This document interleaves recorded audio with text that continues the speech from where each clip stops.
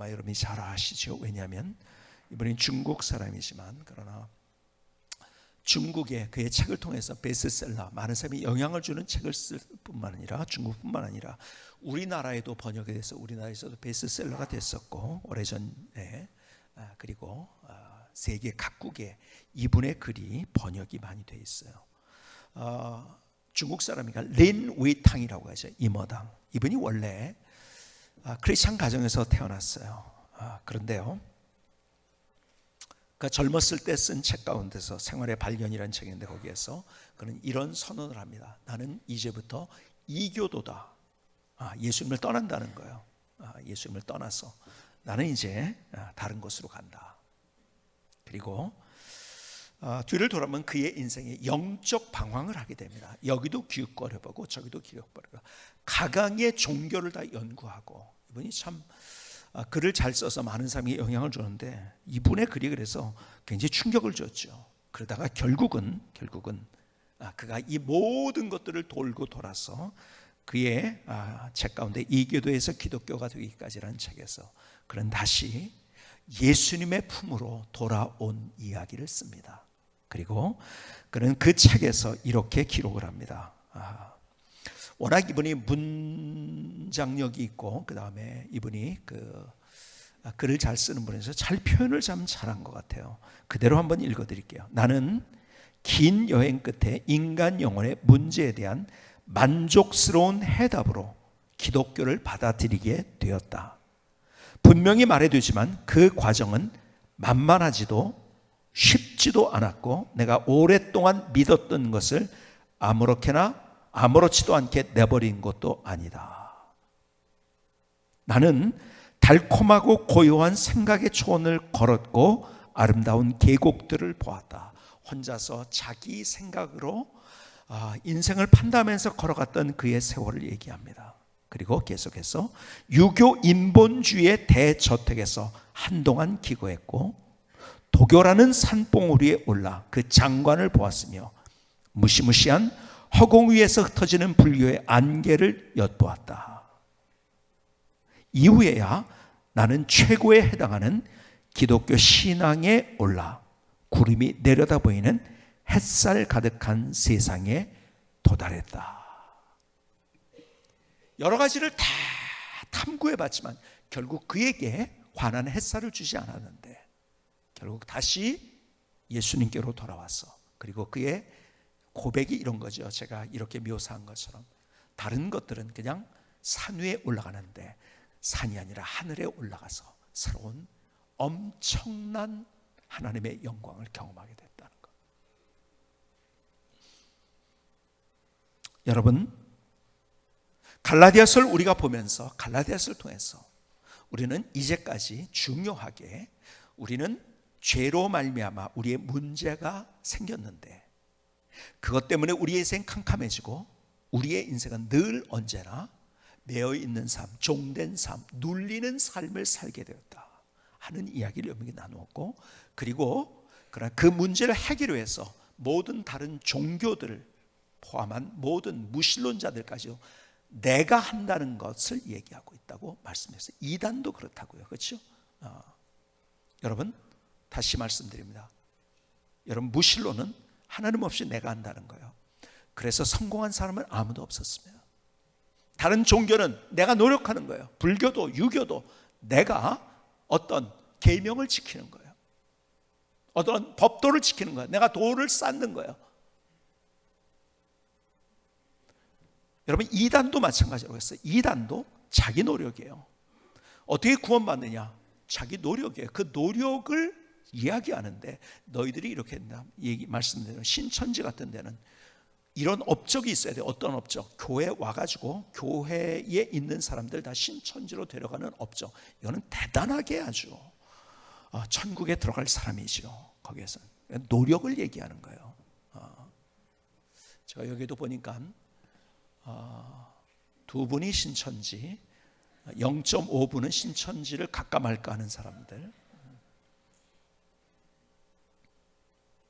여러분, 성경은 우리에게 우리의 노력이 철저히 아니라고 이야기합니다. 철저히 우리의 노력으로 우리는 스스로 구원받을 수 없고 죄의 문제를 해결할 수 없다는 것을 이야기합니다. 그리고 그것을 사도 바울은 계속해서 갈라디아에서 얘기하고 다른 모든 서신에서 그런 이야기를 합니다. 다시 빌립보서 3장 4절과 7절을 보면은 이렇게 말씀하죠. 사도 바울의 고백입니다. 그러나 나도 육체를 신뢰할 만하며, 그러니까 뭐냐면 나도 노력해봤다가 내가 열심히 하는 거 내 스스로 한번 누구보다도 열심히 했다는 거예요. 나도 육체를 신뢰하면, 만약 누구든지 다른 이가 육체를 신뢰할 것이 있는 줄 생각하면 나는 더욱 그러하니, 내가 누구보다도 노력 많이 한 사람인 거죠. 자력구원의 메시지를 가지고 나는 8일 만에 할례를 받고 이스라엘 족속의 베냐민 지파요 히브리인 중에 히브리인요 율법으로는 바리새인. 무슨 얘기인지 아십니까? 나 율법으로 내가 최선을 다했다는 거예요. 그렇죠? 열심으로는 교회를 박해하고 율법의 의로는 흠이 없는 자라. 최선을 다해서 계명 지켰는데 그것이 아니라는 거 알게 됐죠. 그리고 자기가 얼마나 부족한 사람인가, 자기의 죄의 문제가 그렇게 해결되지 않는다는 걸 알게 됐고, 예수 그리스도를 통해서 그의 인생이 달라진 거예요. 그리고 그 복음, 너무 기가 막힌 복음이기 때문에 그 복음 때문에 그의 인생의 목숨을 겁니다.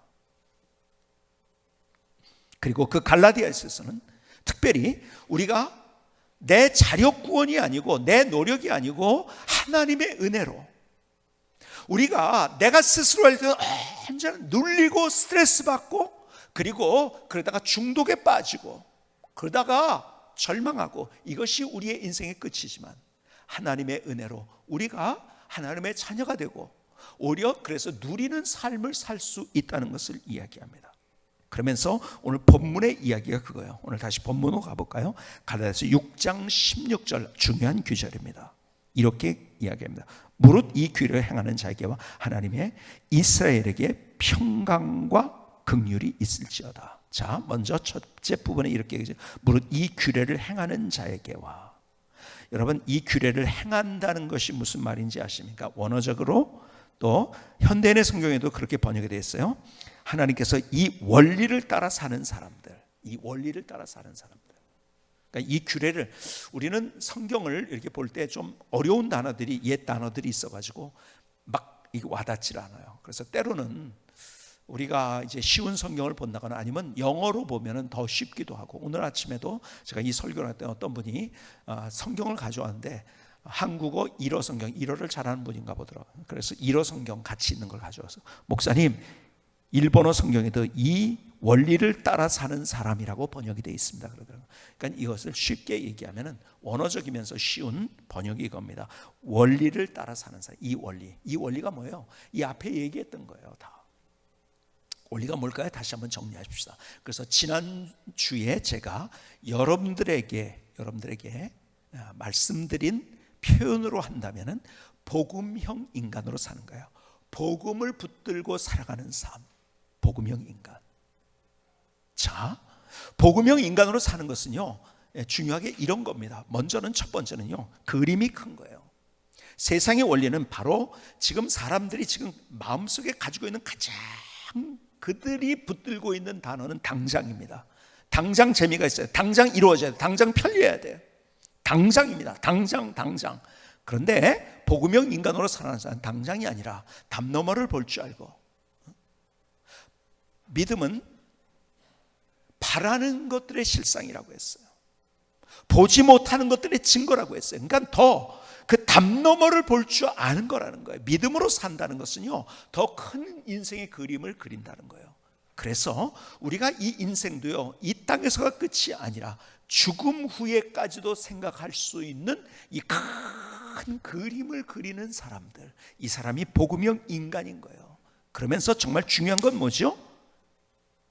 세상은 네가 하는 거라고, 네 세상을 만들라고 얘기한다고 했죠. 거기서 그것이 아니라, 그래서 절대 진리가 없어져가고 내 말이 맞는 시대를 살아가는 우리들에게 내가 할 수 없다는 것, 그것은 역사가 증명하고 그것은 열매로 증명하는 것들이에요. 그렇죠?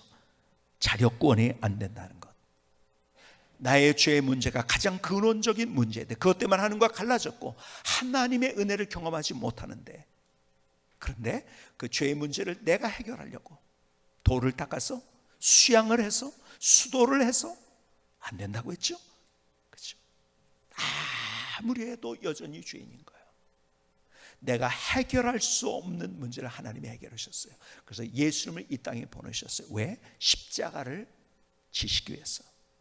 자, 우리가 성탄의 기쁨으로 우리가 들뜬 그러한 계절을 지나갔어요. 근데 예수님 왜 오셨어요? 예수님 말씀하세요. 내가 온 것은 다른 이유 때문이 아니라 대속제물이 되려고 왔다.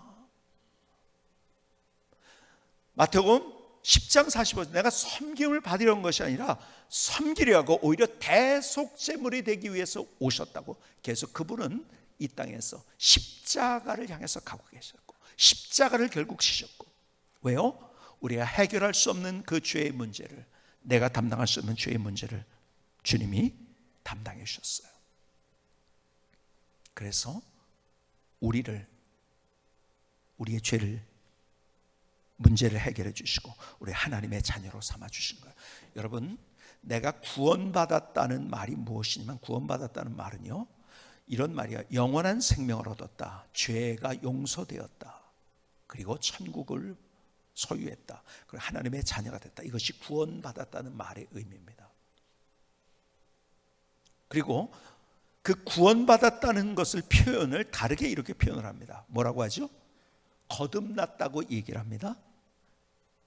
또 한문으로 표현하면 중생이라고 얘기합니다. 다시 태어났다는 거죠, 한문으로. 그 다음에 영어로도 born again, 다시 태어났다는 거예요.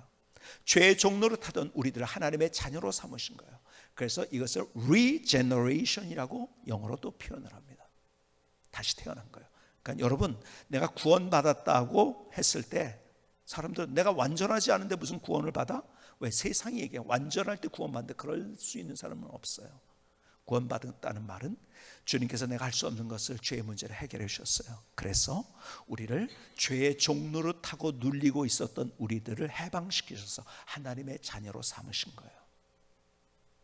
여러분, 아이가 태어났는데요, 아이가 태어났어요. 태어났는데 그 아이를 보고서 아직 기지도 못하는 애한테 야, 왜 이렇게 못 걸어? 너 혼자 왜 밥 못 먹어? 그래 막 혼내는 부모가 있을까요? 그런 부모를 보신 적이 있습니까? 그런 부모는 없어요. 그렇죠? 기다려주는 거예요. 완전하지 않고 그가 성장할 때까지. 그렇죠? 하나님이 그런 거예요. 우리가 구원받았다는 말은 어떤 분은요, 내가 완전한 사람이 됐다고. 아니에요. 우리가 주님 앞에 설 날까지 성숙해 가는 거예요. 그것을 신학적으로 하면 sanctification이라고 얘기를 합니다. 성화의 과정. 우리가 그게 성숙한다고 얘기를 하죠, 성경에서. 성장해 가는 거예요. 우리가 우유만 먹다가 전만 먹다가 딱딱한 음식을 먹기도 하고요. 그렇죠? 아이가 자라가는 거죠. 여러분, 구원받았다는 것은 내가 완전하게 됐다는 것이 아니에요. 하나님께서 우리의 근원적인 문제를 해결해 줬다는 의미인 거예요. 그리고 우리는 자라가는 거예요. 자, 그런데 보세요. 그 구원이 어떻게 해서 이루어진 건가? 우리가 너무 잘 아는 말씀, 이것은 우리의 뼛속 사무치게 있어야 될 하나님의 중요한 말씀, 요한복음 3장 16절. 뭐죠? 하나님이 세상을 이처럼 사랑하사. 여러분 보세요. 내가 하나님을 먼저 사랑하고 하나님이 우리를 먼저 사랑하셨다는 거예요. 나를 사랑하셨다는 거예요. 그래서 허공을 치는 관념적인 사랑이 아니라 연구되고 논리적이고 아니면은 학술적인 사랑이 아니라 목숨을 건 진짜 사랑, 실행이 있는 사랑을 우리에게 주신 거예요. 예수 그리스도를 우리에게 주신 거예요. 독생자를. 그분이 십자가에서 우리 모든 죄를 사하시고, 그래서 그를 믿는 자마다 뭐예요? 멸망하지 않고 영생을 얻게 하려 하십니다. 여러분, 이게 얼마나 중요한 하나님의 말씀인지요. 그렇죠? 그래서 우리 하나님이 우리를 사랑하셔서 하나님의 의도는 계속해서 멸망하는 게 아니고 우리가 구원받고 생명을 얻는 거예요. 하나님의 의도는. 그런데 어떻게 그 구원받을 수 있는가를 더 구체적으로 요한복음 1장 12절은 우리에게 이렇게 말씀합니다. 영접하는 자, 곧 그 이름을 믿는 자들에게는 하나님의 자녀가 되는 권세를 주셨으니. 자, 그래서 믿는다고 하니까는 이게 막연하잖아요. 그렇죠? 추상명사니까. 그래서 믿음이 뭔가 영접하는 것은 문을 열고 받아들인다는 거예요. 누가 노크를 했어요. 여러분 집에 영접한다는 건 뭔지 아세요? 문을 열고 들어오라고 하는 거예요. 예수님을 내 마음에 모셔드린 거예요. 그게 믿음이라고 얘기를 합니다. 그럴 때 우리가 하나님의 자녀가 되는 권세, 권리를 우리에게 주셨다는 거예요. 우리는 생명을 얻은, 그리고 하나님의 자녀가 된, 우린 여전히 불완전하지만 하나님이, 그러니까 구원의 기초는 내가 아니에요. 하나님이에요. 구원의 주체는 내가 아니에요. 하나님이에요. 그렇죠? 그래서 요한복음 5장 24절에서는 이렇게 얘기하죠. 내가 진실로 너에게로 강조하는 거예요. 뭐라고요? 내 말을 또 나버리시는 믿는 자는 어떻게 해요? 영생을 얻었고 심판에 뭐라고요? 이르지 아니하나니 사망에서 생명으로 옮겨내니라. 믿는 자는 영생을 언젠가 얻을 것이 아니라 동시적인 거라는 거예요. 여러분 이걸 확신해야 되는 거예요. 이게 뭔지 아세요? 세상은요 느낌을 얘기해요. 내가 영생을 얻어 아직 뭐 죽어본 것도 아닌데. 아니요, 하나님이 우리에게 그렇게 선언해 주신 거예요. 심판에 이르지 않은 사망에서 생명으로 우리는 옮긴 거예요. 언제? 예수를 믿는 순간에. 여러분 우리가 우리의 삶을 살아가면서 그래서 이 구원의 확신을 가지고 살아가는 거, 이게 얼마나 중요한 건지. 내가 예수는 믿음으로 구원받은 거예요. 단순한, 여러분 진리는 단순합니다. 진리는 단순해요. 자, 한번 저를 따라해보세요. 나는 예수님을 믿음으로, 단지 믿음으로 구원받았다. 여러분 나는 단지 예수를 믿음으로 구원받았다는 게 하나님의 은혜예요. 내가 아무리 애써도 안 돼요. 그 찬송가 이런 거 울어도 못하네, 그렇죠? 울어도 안 되는 거고, 내가 노력해도 안 되고, 내가 애를 써도 안 돼요. 뭘 해도 안 되는 거예요. 내가 교회에 한 번도 빠지지 않고 나와가지고서도 아니고. 여러분 그래도 여전히 나는 죄인인 거예요. 근데 그 죄의 문제를 십자가를 통해서 해결해 주신 거예요. 이것이 하나님의 은혜. 그래서 다른 종교에서는 없는 단어라고 했죠. 은혜라는 단어. 여러분 은혜라는 단어가 얼마나 귀한 단어인지 정말 귀한 단어. 그런데요, 자 보세요. 복음형 인간은 이런 거예요. 인생의 그림이 큰 거예요. 그리고 그 인생 속에서 그 그림, 내가 해결할 수 없는, 죽을 때까지 해결할 수 없는 나의 문제를 해결해 주시는 하나님의 그 은혜, 그 십자가. 그래서 예수는 믿고, 예수를 믿을 뿐만 아니라 예수를 믿었으니까 끝났어, 이제 마음대로 사는 그게 아니에요.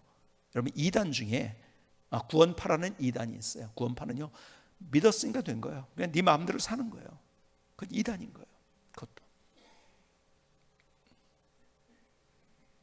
여러분 그렇기 때문에 늘 언제나 우리가 십자가를 바라보며 살아가는 거예요. 그럴 때 십자가를 통해서 우리에게 흐르게 하는 하나님의 은혜가 있다는 것을 이미 여러분이 말씀드렸어요. 그렇죠?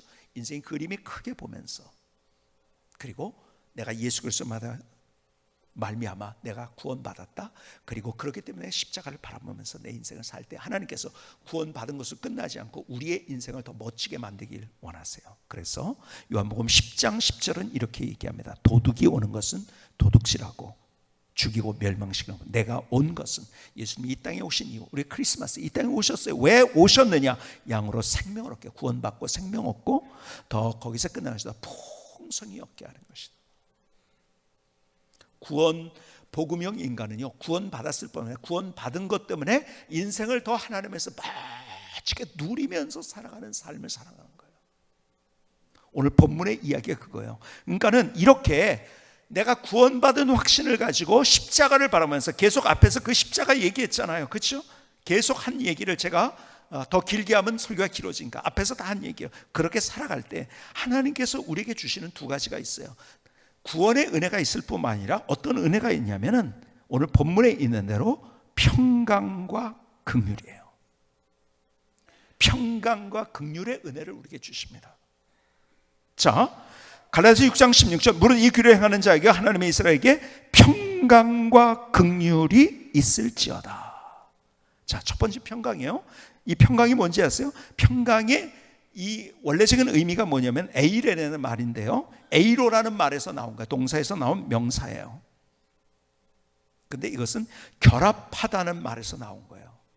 그러니까는 하나님이 우리에게 평강을 주시는 거예요. 풍성한 삶은 평강이 있는 거예요. 평화가 있는 거예요. 또 평안이 있는 거예요. 근데 이 평강이란 단어 속에 있는 중요한 의미는 함께하기 때문에 있는 평화예요. 무슨 얘기냐면 이런 거죠. 우리가 이 땅을 살아가면서 문제를 만납니다. 그 문제 앞에서 우리는 두려워합니다. 염려합니다. 걱정합니다. 절망합니다. 그런데 그 문제 앞에서 가질 수 있는, 세상이 줄 수 없는 평안. 왜요? 하나님이 나와 함께 하시기 때문에. 자, 내가 구원받았다는 말은 성경에서 이런 그림을 또 보여줍니다. 예수님이 십자가상에 달려 돌아가실 때 그 성전의 휘장이 갈라졌어요. 갈라졌다는 건 뭐냐면 지성소가 열린 거예요. 지성소는 아무도 못 들어갑니다. 왜? 하나님의 임재가 있는 곳이기 때문에. 그 임재가 있는 곳, 거룩하신 하나님, 완전하신 하나님 앞이 거기에 들어가면 죽는 거예요. 왜? 우리는 죄인이기 때문에. 그럼 죽음이에요. 그냥 아무도 못 들어가는 거예요. 그런데 거기를 들어갈 수 있도록 휘장이 갈라진 거예요. 무엇을 통해서? 예수 그리스도의 십자가의 보혈의 피로 말미암아. 그래서 우리가 찬양을, 이런 찬양을 드리잖아요. 보혈을 지나 하나님 품으로, 보혈을 지나, 우리가 보혈을 지나서 하나님 품으로 간다는 거예요. 그러니까 우리가 지성소 안에 들어간다는 거예요. 그것은 하나님의 임재 안에 들어간다는 거예요. 그것은 다른 표현으로 한다면 하나님의 영광 가운데 들어간다는 거예요. 여러분, 왜 우리가 그럴 수 있는지 아세요? 십자가 때문에 그런 거예요. 우리는 지성소에 들어갈 자격이 없어요. 죄 때문에. 우리는 죽어요, 들어가면. 근데 들어갈 수 있게. 왜? 하나님은 우리와 함께 하시기 때문에. 나와 함께 하신 하나님. 내가 지성소에 들어. 그렇기 때문에 하나님 안에 우리가 있을 때, 하나님과 함께 있고 하나님 안에 우리는 있는 존재, 하나님의 자녀가 되었기 때문에 세상에 문제가 있죠. 그러나 문제에도 불구하고 내게 주시는 하나님의 평안. 그래서 주님이 이런 말씀하시죠. 요한복음 14장 27절에 평안을 너에게 끼치노니 곧 나의 평안을 너에게 주노라.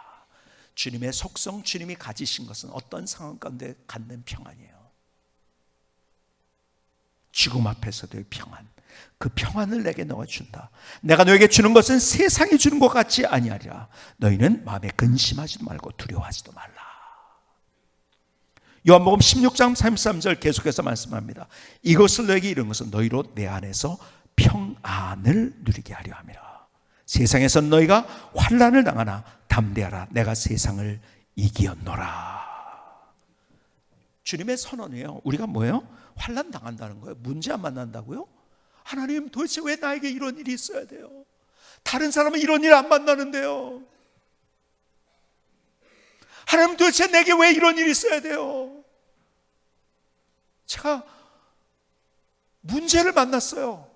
이건 도저히 그렇게 망할 수 없는 회사가 망했어요. 그런데 하나님께서 그 앞에서 너 불안하고 막 그냥 걱정되고 막 그냥 절망하고 인생을 포기하고 싶은 그런 마음이 들어야 되는데, 하나님께서 거기에서 그것을 통해서 어떤 분의 이야기를 들었어요. 그렇게 평안해지더래요. 그러면서 거기서 하나님께서 새로운 하나님의 역사를 보여주시고, 어떤 분은 암에 걸렸어요. 하나님, 하필 나예요. 왜 암에 걸려요? 근데 암에 걸렸다는 소식은 다른 사람이 걱정하는데 자기는 걱정이 하나도, 너무 마음에 평안을 주셔. 여러분, 이거는요, 하나님이 이미 그것을 다 이기게 하셨다는 거예요. 자, 보세요. 다시 보실까요? 세상에서 너희가 환난을 당하나 담대하라. 내가 세상을 이기었노라. 평안을 우리에게 주신다고 하시면서 우리는요, 문제 만납니다. 어려운 일들 만나요. 완전히 벽에 부딪힌 그러한 일들을 만납니다. 그런데요, 세상 사람은 그걸 보면서 안절부절 못해요. 근데 우리는 주님이 주시는 평안, 아무것도 염려하지 말고 오직 모든 일에 기도와 간구로 너희 구할 것을 감사함으로 아뢰라고 했어요. 여러분, 문제 앞에 감사하라는 거죠. 그럴 때 하나님께서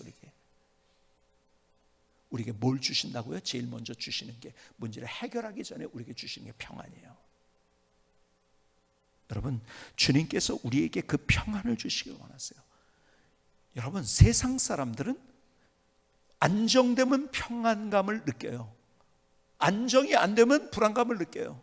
그런 인생은 불행한 인생이에요. 어떤 상황 가운데서 주님이 평안을 경험할 수 있는 인생, 그것이 풍성한 인생이죠. 멋진 인생이죠. 행복한 인생이죠.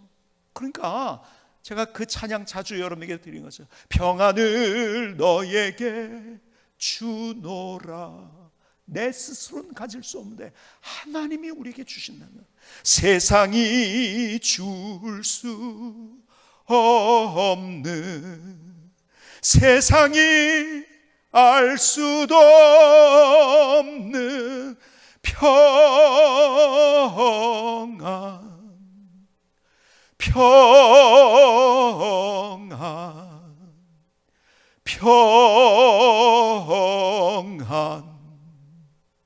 평안을 내게 주노라.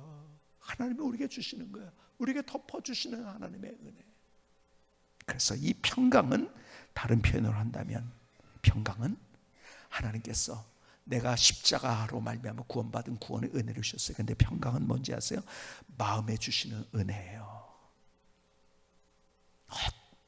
어떤 상황 가운데도 흔들리지 않게 내 안에 주시는, 마음에 주시는 은혜, 그게 평강인 거예요.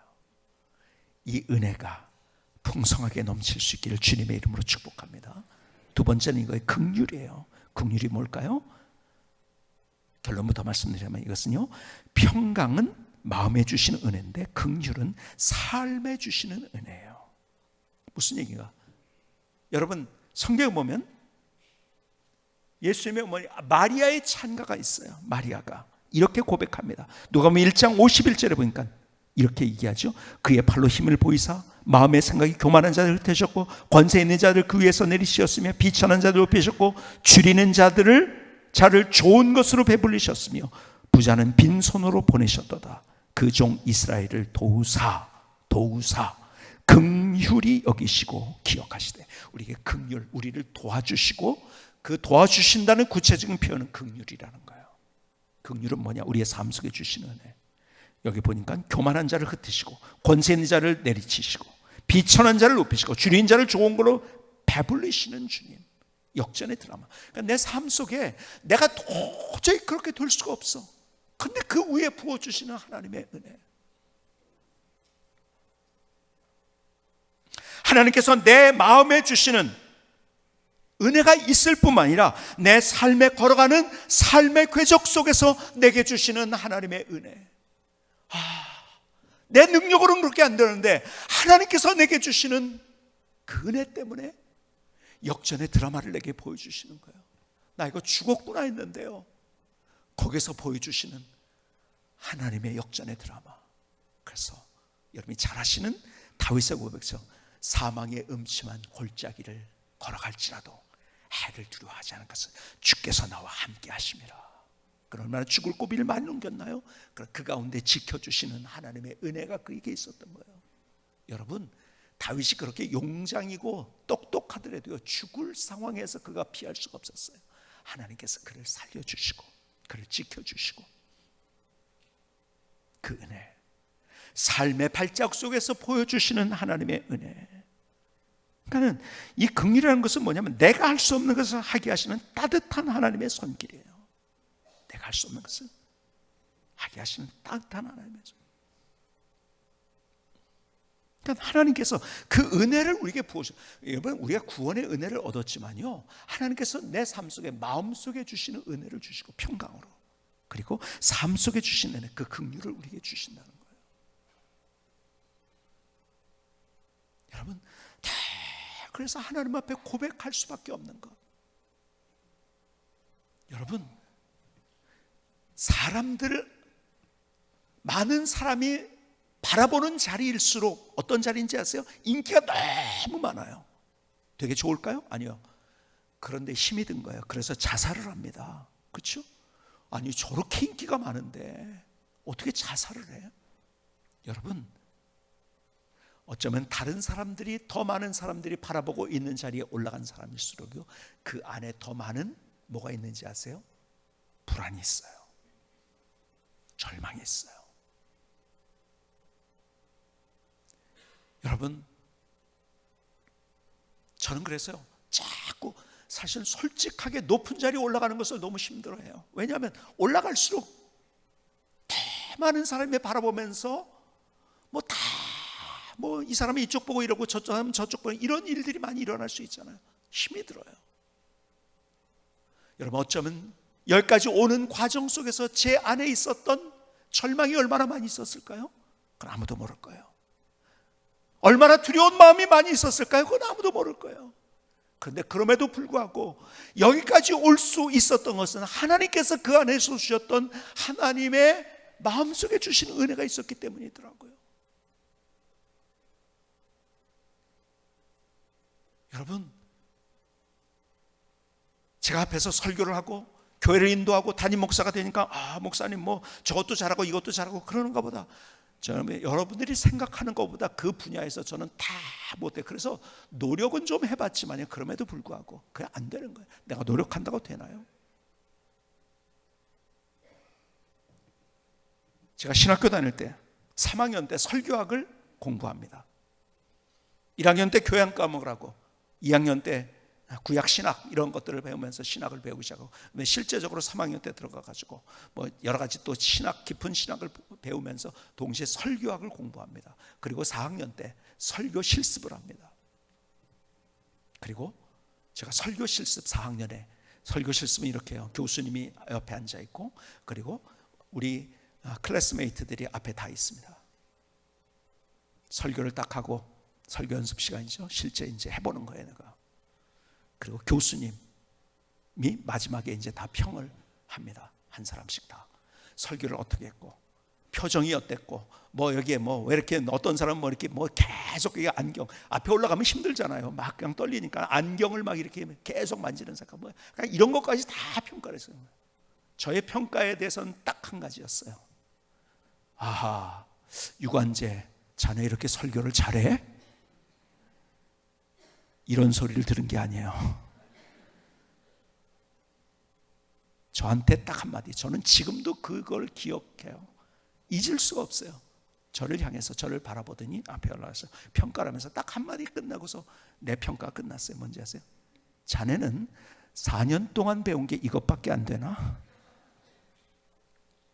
근데 사실 그게 제 모습인 거죠. 그렇죠? 여러분, 그냥 요거 잘못됐고 저거 잘못됐고 아니에요. 한마디로 웃기게 했다는 것이요. 그렇죠? 제가 어느 날 어느 교회 가서 설교를 하는데 그 교수님이 앞에 앉아 계신 거예요. 제가 그랬어요. 그래서 교수님, 제가 사실은 여기에 떨립니다. 앞에 교수님이 계신데 그날 저에게 설교 평가했던 것을 기억하시나요? 교수님은 기억하실지 안 기억하실지 모르겠지만 저는 지금도 또렷하게 기억하고 있습니다. 자네는 4년 동안 배운 게 이것밖에 안 되나? 그래서 그때 스토리를 그 교수님 앞에서 얘기를 했었어요. 설교하면. 제가 부족한 것 때문에 제가 참 가슴앓이도 많이 해요. 솔직하게. 내가 어디 가서 뭘 하고 나와서 내가 왜 그것밖에 못했나, 밤에 와가지고 가슴앓이를 할 때도 많아요. 내가 이렇게 부족하고, 내가 이렇게 했었는데 이것도 이렇게 못했구나. 근데요, 그럼에도 불구하고, 나의 부족함에도 불구하고 하나님께서 내 인생을 하나님의 은혜로 덮어주셨더라고요. 십자가를 바라보면서 내가 가진 것을 자랑하지 아니하고 주님이 내게 주시는 그 은혜를 기대하면서 나의 길을 걸어가려고 할 때, 내가 부족하고 내가 연약하지만 그 위에 덮어주시는 하나님의 긍휼, 내 삶을 만져주시고 역전의 트라우마를 보시고 하나님의 누구신가를 보여주셨던, 그러니까 늘 뒤를 보면서, 이야, 이거 하나님의 은혜야. 그래서 우리가 찬양, 그 찬양, 은혜 없이는 살아갈 수가 없네. 좀 한 발짝도 살아갈 수가 없는 거예요. 여러분, 우리가 구원받은 데서 끝나는 것이 아니라 이 하나님을 우리가 바라보면서 경험하면서 우리의 길을 걸어가는 거예요. 지난 주간에 제가 기도하면서 하나님의 사랑에 대해서 묵상하면서 기도를 했어요. 조용한 기도를 하면서 하나님의 사랑. 근데 하나님의 사랑을 하나님께서 다시 깨닫게 하시는 한마디가 있었어요. 기도하다가 깨닫게 하신 인사이트이 있어. 하나님이 주신 마음이 있었어요. 여러분, 하나님의 사랑은 절대적인 사랑이에요. 그렇죠? 그 사랑은 목숨을 건 사랑이에요. 그렇죠? 그냥 말로 하는 사랑이 아니라 생명까지. 그래서 여러분에게 지난주에도 하물며 논리를 얘기했잖아요. 목숨 가지고 하물며 다른 거 주지 않게. 그런데요, 그 사랑은 변치 않는 사랑이에요. 그렇죠? 제가 늘 여러분에게 말씀드린 거예요. 내가 변하니까 하나님도 변한다고. 아니에요. 하나님 절대 변하지 않아요. 내가 변해도요, 변하지 않아요. 탕자가 변해서 가서 지 마음대로 살았지만 아버지 마음 변하지 않고 그를 받아주셨어요. 그런데 하나님의 사랑을 묵상하다가 하나님께서 지난주에 깨닫게 하신 거죠. 하나님의 사랑이 뭔지 아세요? 여기까지라고 하는 것을 넘어서는 사랑이더라고요.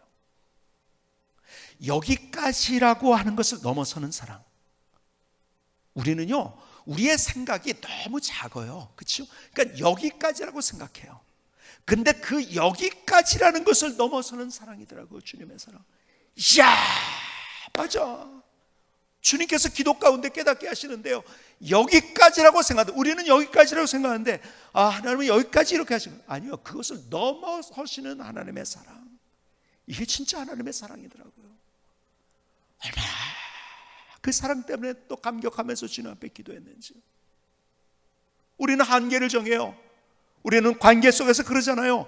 내가 어떤 사람의 애정을 쏟았어요. 사랑했어요. 사랑한다고 부부가 또 어떻게 하기도 했어요. 뭐 여러 가지들. 내가 다른 사람 관계 속에서. 근데요, 나는 이렇게 했는데 그 사람은 그렇게 한단 말이에요. 그러니까는 우리는 딱 정해요. 그래, 난 여기까지야 그냥.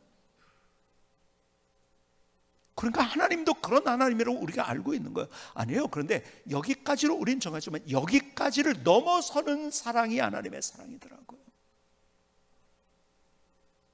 오늘 갈라디아서를 통해서 우리에게 주시는 하나님의 메시지가 바로 그거예요. 하나님이 우리를 얼마나 사랑하시는데요. 그래서 우리를 사랑하시기 위해서 우리가 멸망당하는 것이 아니라 눌리는 인생을 사는 것이 아니라 구원받고 누리는 삶을 살기로 원하신 것, 이것이 하나님의 의도라는 거예요.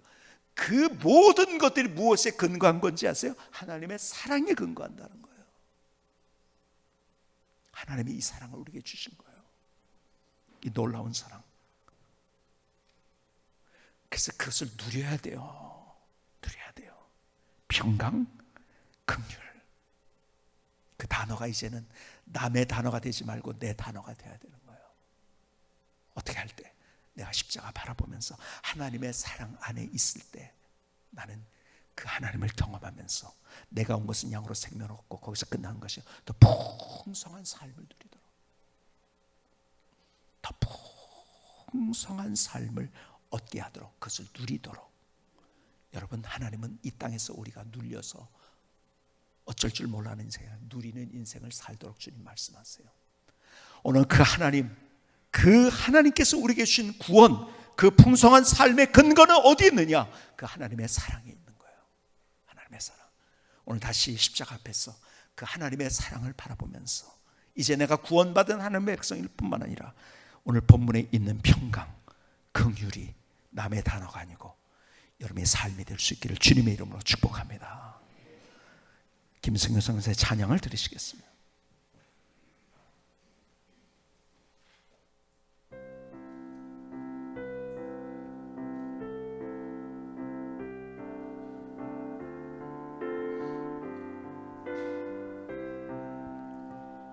평강과 긍휼 할렐루야. 하나님께서 주시는 은혜, 십자가를 통해 하나님의 은혜의 보좌 앞에 서죠. 구원의 은혜 할렐루야. 지성소 안에 들어가죠. 하나님의 사랑은 말로 다 할 수 없는 사랑, 목숨 건 사랑. 하나님이 세상을 이처럼 사랑하사 독생자를 주셨으니 이는 그를 믿는 자마다 멸망하지 않고 영생을 얻게 하려 하심이라. 이 사랑을 전해요. 평강과 긍휼 할렐루야. 하나님께서 주시는 은혜, 십자가를 통해 하나님의 은혜의 보좌 앞에 서죠. 구원의 은혜 할렐루야. 지성소 안에 들어가죠. 하나님의 사랑은 말로 다 할 수 없는 사랑, 목숨 건 사랑. 하나님이 세상을 이처럼 사랑하사 독생자를 주셨으니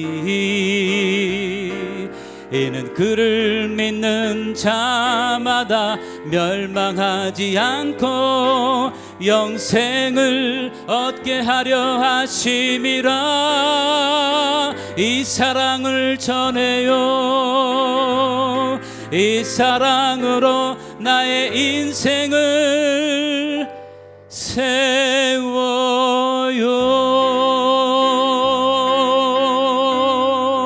아멘. 하나님, 나의 고백입니다. 주님 나를 받아주시, 주님 나를 받아주시. 제 인생을 책을 통해서 만났지만은 제 인생에 많은 도전을 준 수많은 사람들이 있어요. 그 중에 중요한 인물 가운데 하나가 지난주에도 그분의 책을 다시 한번 읽어봤는데요. 조시 맥도웰이라는 분, 참 대단한 분이죠. 이분은 무신론자였었어요. 알코올 중독자 아버지 밑에서 자라면서 그는 아버지한테 무시당하고 그냥 박해당하고 얻어맞고 불쌍하게 자랐어요. 엮이는 가정에 자라는 거예요. 그런데요, 학교 다닐 때 웨인이라는 남자, 자기 남자인데요, 남자한테 성추행을 당합니다. 계속해서. 그리고 그의 인생에 대해서 절망을 합니다. 그리고 하나님은 없다고 결론을 냅니다. 절대 하나님은 없어. 그리고 대학에 들어갔어요.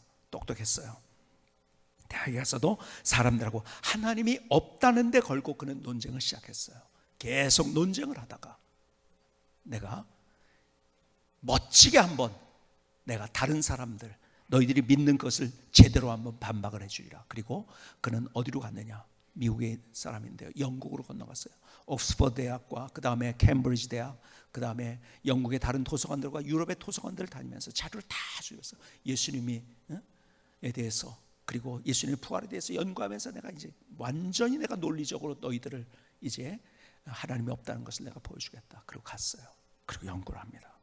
그리고 한 도서관에서 그는 갑자기 그날 무릎을 꿇으면서 자기도 모르게 입에서 터져나온 말, 이건 진리야, 정말 진리야.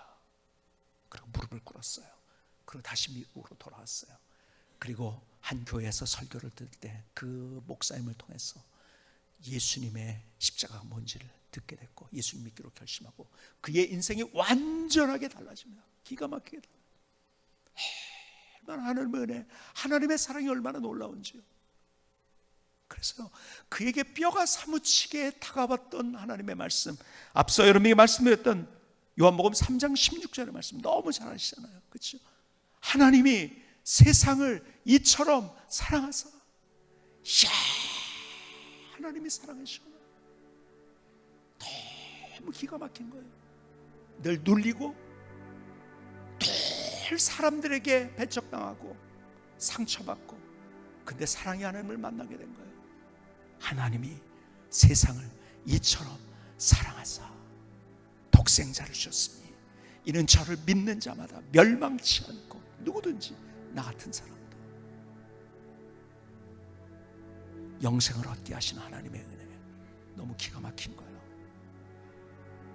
그 하나님의 사랑을 깨닫고 그가 제일 먼저 한 게 뭔지 아세요? 자기를 그렇게 힘들게 했던 아버지를 찾아갔어요. 원수로 연락을 끊고 있었던 아버지를 찾아갔어요. 그리고 아버지 앞에 무릎을 꿇고 용서한다고, 또 아버지를 안아주면서 아버지 사랑한다고, 나도 사랑이 뭔지를 알게 됐다고, 하나님의 사랑, 복음을 전하고 그 아버지가 예수님 믿게 됐어요. 그리고 또 누굴 찾아갔는지 아세요? 자기 평생에 제일 원수 같은 존재 외인이라는 사람을 찾아갔어요. 그리고 내가 당신 용서한다고, 그리고 그를 안아줬어요. 사랑한다고 고백했어요. 그리고 그에게 복음을 전해줬어요. 그도 예수님 믿었어요.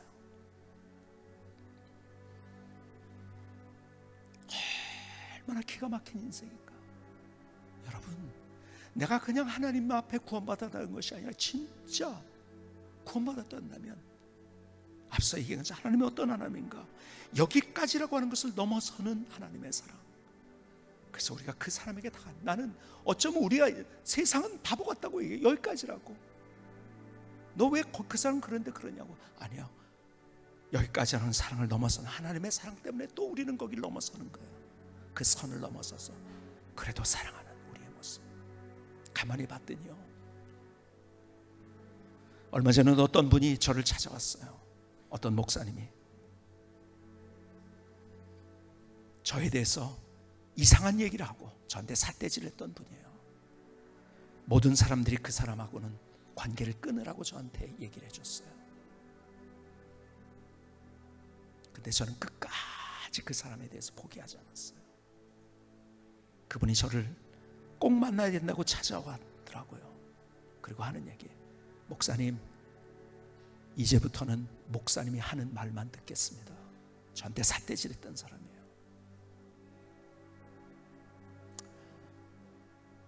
하나님의 사랑을 진짜 알았다고 한다면 그 하나님의 사랑을 내가 나눌 수 있어야죠. 보여줄 수 있어야죠. 이번 성탄절은 그런 성탄절이 됐으면 좋겠어요. 내 기준, 내가 생각하는 것, 여기까지라고 했던 것을 넘어서는 사랑으로 다가가는 2019년도의 성탄절, 거기서부터 하나님이 누구신지를 우리는 경험하게 될 거예요. 하나님이 여러분들을 너무너무 사랑하세요. 정말 사랑하세요. 여러분이 생각하는 것보다 더 그 주님의 사랑을 가슴에 담고 우리가 그 사랑을 나누는 이번 크리스마스 연말이 될 수 있기를 주님의 이름으로 축복합니다. 기도하시겠습니다. 조용하지만 뜨거운 기도를 주님 앞에 드리십시다.